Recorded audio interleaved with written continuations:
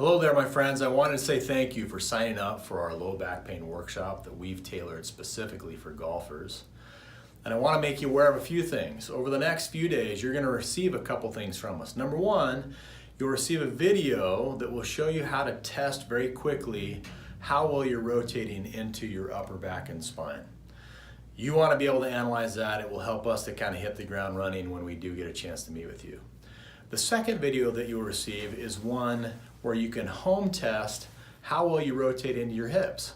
Obviously your hips and again your upper back are two major components of being able to perform the golf swing correctly, and so you want to analyze that stuff and see how you do. The third thing that you'll receive is actually a little worksheet from us. It's what we'll go through when we do the low back pain workshop for golfers, where we'll cover different things. You can print that out, you can look at it and go, gosh, do I already know all the answers to this stuff? Or should I go and try to learn from this low back pain workshop that we're having? We look forward to seeing you there. Look forward to those three things. 2 videos and a worksheet that you'll receive over the next 3 or 4 days. And we'll look forward to seeing you in our workshop. Thanks and have a great day.